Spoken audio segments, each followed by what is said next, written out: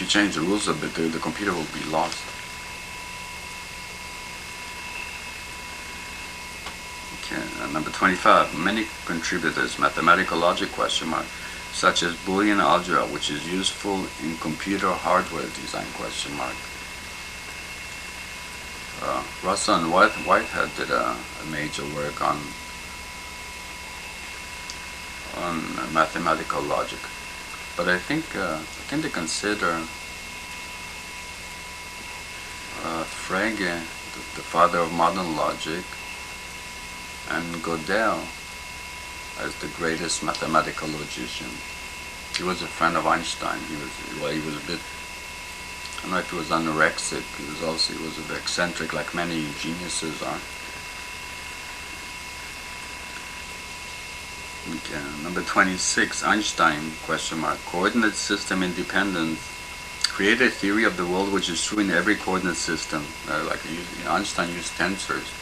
Tensors really give you the position of an object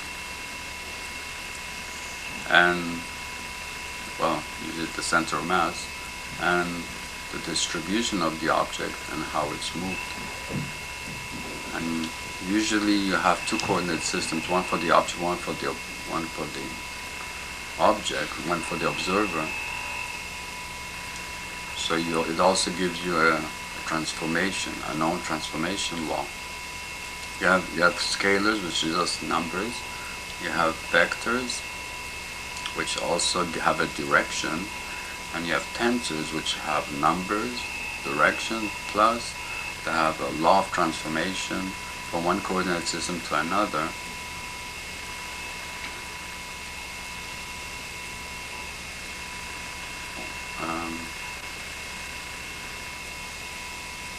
Which is known law of transformation. Einstein needed tensors because for him the object, there was length contraction, time dilation, length curvature. So the distribution of the object changed as there was motion or acceleration in Einstein's theory. So you couldn't describe the object by a point. The tense includes also the distribution of the object, not just the center of mass of an object. An object is not a point. An object could be like a ball, or it could be a chicken, or it could be a cup or something.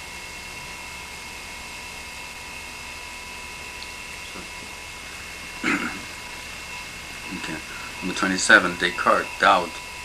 Begin by doubting everything and see what is certain and what can be derived with certainty. In Descartes' method, he found many things that he held as certain to be true to be false. So he said, okay, we reject everything and try and prove what I know for certain. I think in the end his conclusion was, I think therefore I am, was the only thing that is for certain.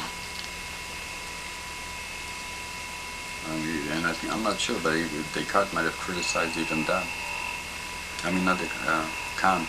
Kant in his paralogisms of pure reason, he might have even criticized that, because we don't even know if our substance is the same over time.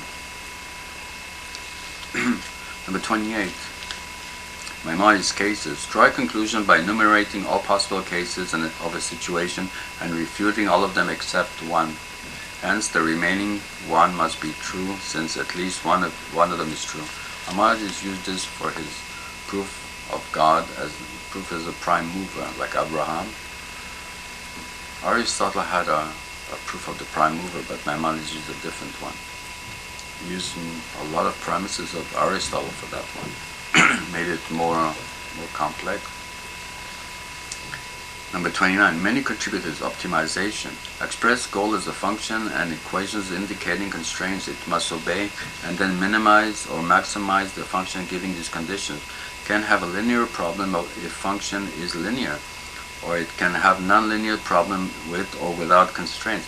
E.g., may want best possible computer subject to constrain of certain cost and certain speed, subject to. Yeah, you may want to build the best computer, the ideal computer, but then again, you also have a certain cost you have to obey, or a time limit or something. Okay, number 30. Well, okay, number 20. So, sometimes there are mathematical methods that you can actually use to calculate that. Think of the simplex method. Maybe I mention it later. For example, to calculate exactly what, given your given your goal to maximize or minimize and the constraints, you can calculate what is the best what is the best way of spending your money or whatever. This is just for linear, like for if you have a function like x plus y plus z, or you can have there's even more complex for nonlinear, or way too constant. You can have like x squared plus y cubed plus etc. Maximize function like that. And you have constraints, let alone if you have derivatives and all that. Number 30, unknown computer simulation. Create a model of the process or object and on the computer and test its behavior. Then conclude consequences it implies upon real-life processable object. Simulation. Now you create a model of something in real life, even like people going to an airport or something, and you try it on a computer before that. On Star Trek, they do many simulations before. For example, before Star Trek the motion picture, before they tried the warp engines, they tried the simulation on the computer first. Okay. Well, Mr. Spock had to solve the engine equations first, mathematics. Okay, number 31, unknown observation. Look at an object or process, possibly with advanced tools such as a microscope or telescope. Yeah, a lot of progress was made in science when they invented the telescope or the microscope. Now with computers also, you're able to automate reasoning. People thought like reasoning is what makes us godlike. So they thought it was impossible for a computer to think. Okay. Number 31, unknown observation. Look at an object or process, possibly with advanced tools such as microscope or telescope. In a way, a computer simulation is also an advanced way of looking at it. Well, actually, even like when they do an MRI, one doctor said that they got a Nobel Prize for magnetic resonance imaging, a tool used for diagnosis in medicine. But he's a director of MRI at the hospital. And he said that was the greatest invention of the last 50 years. He got a Nobel Prize for it. He says that it may replace many tests in the future. But there you have a computer, actually, it gives you an image of and analyzes the data. It's a tool to analyze the data. It helps the radiologist and the doctor to detect problems.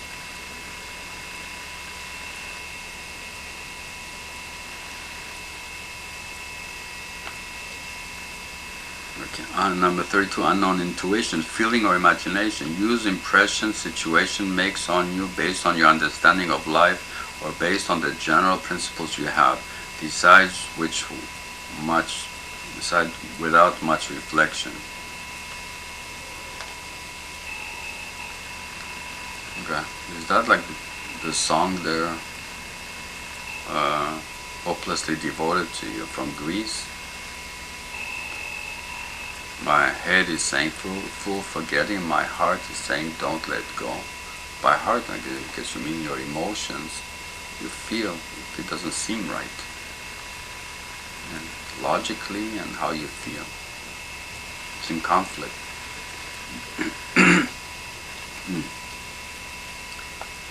Number 33, unknown mystical experience. Use some sixth sense that we haven't proven exists or doesn't exist yet.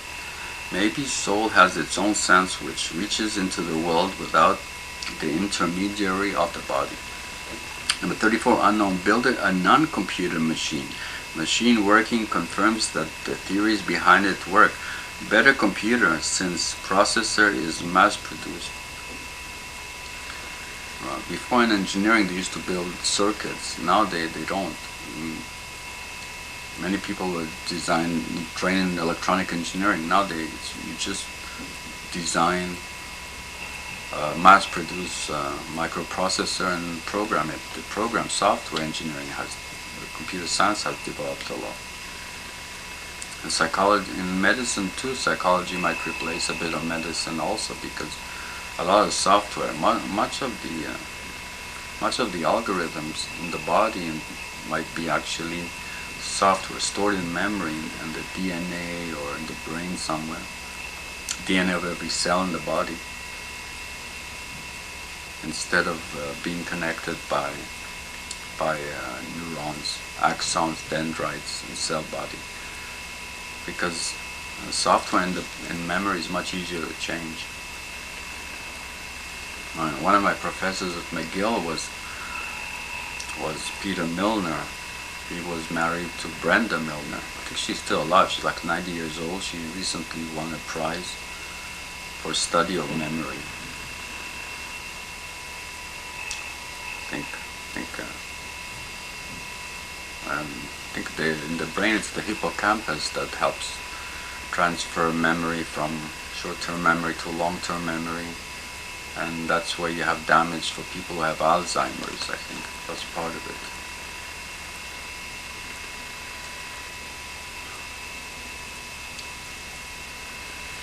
Really a computer is the ideal machine, because it can do anything. You just change the program, it can make it do anything.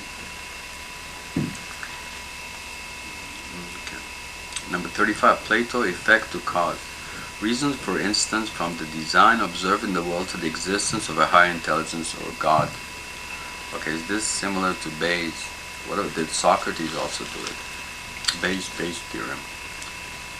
Number 36, unknown. Agreement among experts. Have several experts solved the problem and see if they agree. Whether machines or people, but even experts don't always agree. In fact, in philosophy, there's a lot. The philosophers all contradict each other.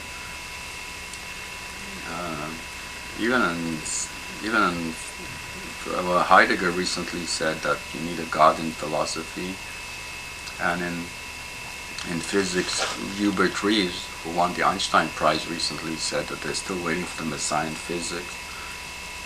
And in artificial intelligence, they said they still need a full-time Einstein. And in religion, they're waiting for their Messiah in the different religions. And even in genetics, he said that they still don't know a lot. And well, in music, some people see Elvis as the Messiah, the king of rock. He had many talents.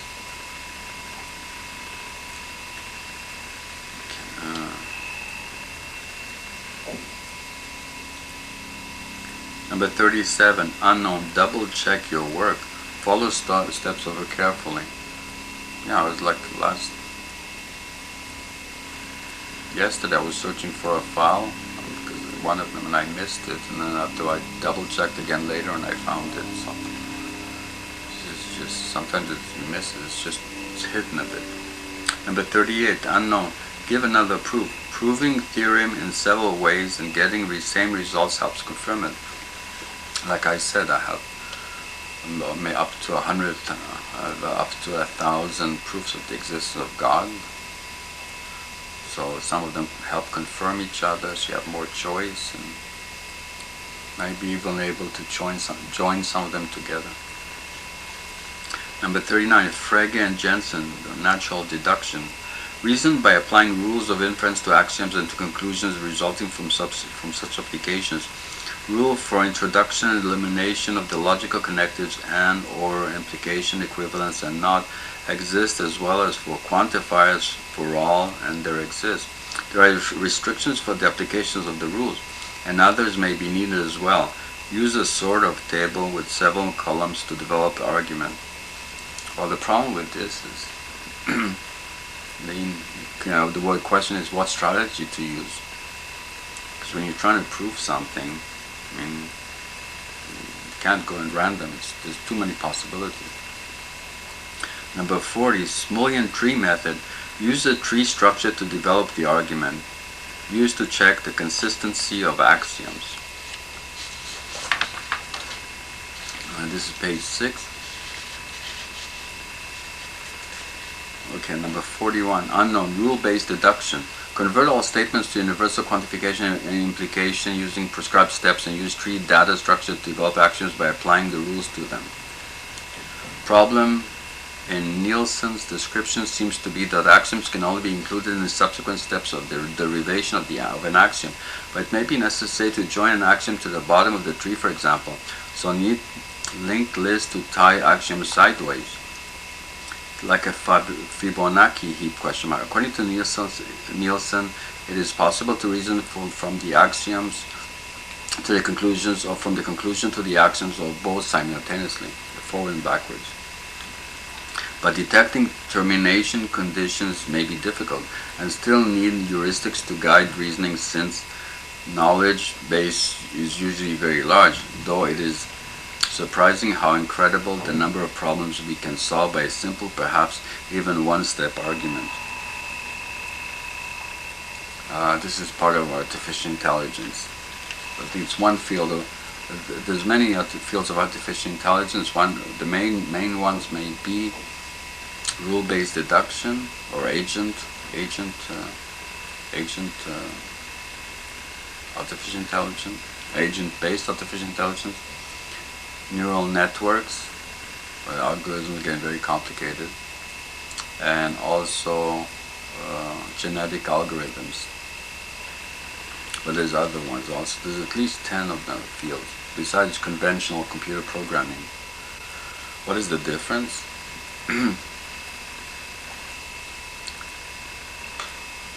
In regular computer programming, you write an algorithm, you specify the exact rules.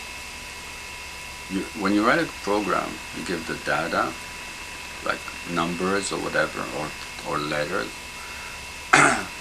or names, and you give instructions for the computer to use. And you specify exactly the order of the instructions to be used, although there might be like a conditional branch. Although really the computer already has instructions inside of it already, but you add instructions.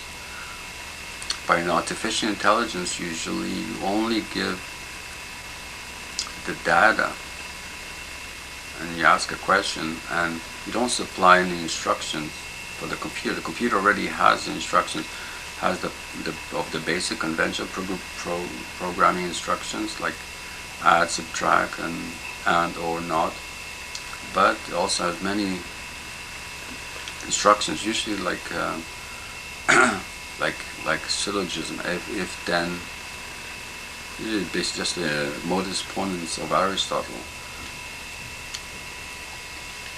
and then does the reasoning. But you can add many more reasonings to the algorithm. So the question is like how many of the reasoning are already in the computer, how much you have to supply it. Because when you talk to a person, usually you don't have to tell them the data and the arguments. Just tell them the data. They already have the arguments, the methods of reasoning. So artificial intelligence, you just usually give just the data and a question.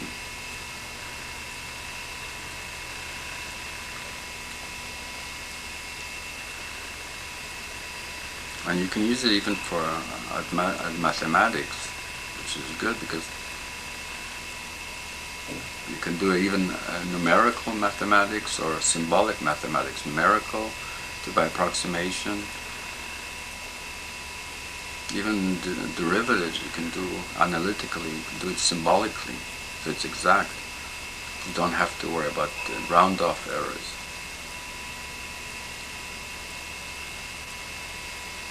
And so you can say what's the derivative of x squared, and the computer will do it. 2x plus c. Instead of using, well, you can also use like divided differences, do it numerically as approximation. Sometimes you can't solve it symbolically, analytically.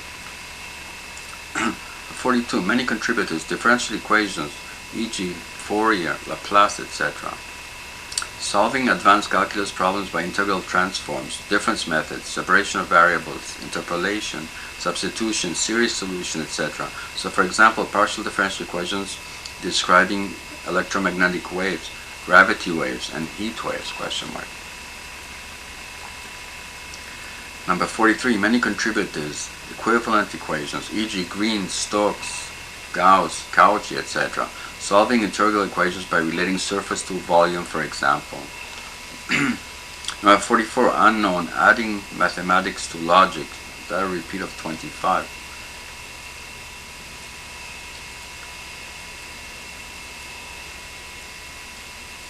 Well, maybe you should add like adding algorithms to logic, because you can have like control directive also in mathematics. I mean, for example, you can say not only do you have an equation, but you can have a looping, like if you can have for 1 to 10 do repeat this operation, control, like it could be meta-mathematics. Or you can have an if statement. If this is equal to that, then do that, or else do something else, or go somewhere else, do something else. So you can add control directive, which is like meta. Or you can even add like things to be done in parallel, so execution at the same time.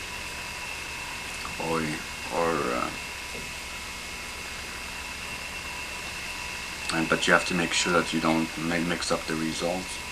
You have critical section problem. Okay, number 45 is Zadeh fuzzy logic. Reasoning with knowledge which is not exactly true or false, but admits of degrees, e.g. it is medium hot, not hot or cold. Number 46, unknown, the creation of the base 10 number system in arithmetic, so can compute grocery bill, taxes, etc., or do science. Yeah, that was a very important thing to use base 10. Now that's used universally. Before it might be they use base 60. And that's why maybe our clock is based on 60 seconds, and 60 minutes. And even we also had Roman numerals, X, XV, MX, and all that. That might explain also why people were so old in the Bible. Because really they say like 100 years ago people used to live maybe 33 years old or something. That was the expected age. Today few people live all the way up to 100 or 120. People in the old Bible might be much older because they didn't use base 10.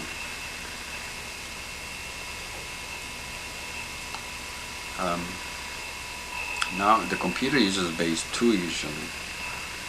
To base 2, like just 0 and 1. We use from 0, 1, 2 all the way to 9. Sometimes the computer uses base 16, which goes all the way from 0 to 9, then also A, B, C, D, E or something.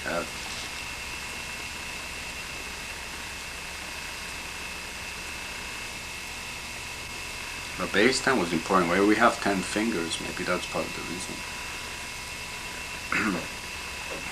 47, unknown, algebra.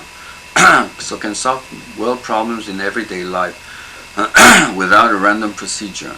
Hence, for a simple example, we can calculate the age of the father of a child today when the father was twice as old as the child 10 years ago when the child is 30 years old today by using algebra. I think algebra is named after an Arab thinker around 1500 years ago, something like algebra. who wrote a major work on algebra. Now we take a lot for granted. Before, even like adding the number 0 didn't exist, and it was complicated, and negative numbers and real numbers and complex numbers, imaginary numbers, integers. Even like about 400 years ago, you didn't even have calculus. Actually, that was after Shakespeare. Well, Shakespeare didn't even use Aristotle's philosophy. Anyway, yeah, if all these mathematical methods are useless, so is Shakespeare really useless. All it is literature. This in a way is literature, but it's technical. He talks about psychology. Shakespeare talks about the mind. They said like Shakespeare was one of the most influential people of the last 1,000 years. They put him as like number 5 or something, above Einstein. Einstein was like number 8. Shakespeare is everywhere. So they say if there was another Shakespeare, it would be the new Shakespeare. Well, in a way, Roddenberry did a lot on science fiction. It's much more modern literature. And Einstein's works are very complicated. And others also. But mathematics is literature. It's just more technical. And on top of that, you can use it for many things. I mean, the whole of science. And Newton, Leibniz maybe helped make calculus, but they say like 95% of mathematics was invented in the 20th century alone. 95%. And that there's so much mathematics now, even mathematicians don't understand each other anymore. Well, most people find that surprising. So many specialties. From algebra to abstract algebra, topology and group theory and calculus, advanced calculus, tensor calculus, differential equations, partial differential equations, geometry, non-Euclidean geometry, etc., etc.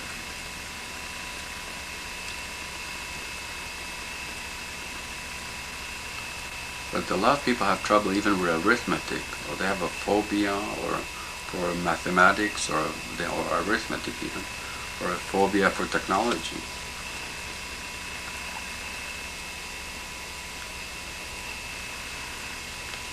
Okay, unknown trigonometry, the creation of special functions including sine, cosine, tangent, etc. for dealing with such problems as alternating current in circuits or geometrical structures such as in civil engineering, etc.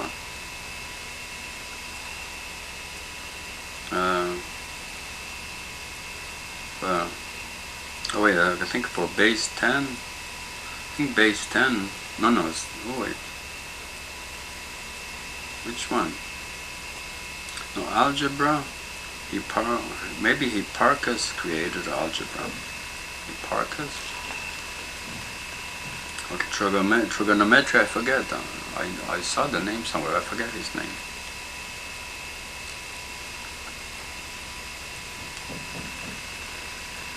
But Fourier created a major theorem with trigonometry. I'll see out there. And number 49, unknown vectors, matrices, and higher order forms of these. Useful in physics, for example, to express velocity, acceleration, or force. Number 50, Bayes. The Bayes theorem. Create logic to reason with uncertain information. Assign probabilities to each axiom and determine the probability of the conclusion by combining them properly. And so on, using conclusion as an axiom later. The probabilities of both axioms are multiplied and assigned to the conclusion. That is, if the axioms are independent. Otherwise, it is the product of one of the probabilities times the probability of the other given the first has occurred. If the premises are composite, then it may be more complex to calculate the probability of the whole axiom. It reasons from effect to cause, so use it for God, question mark. This is page 7. Okay, number 51. Okay, now let's take 51. Okay, take a space. Take a little break here.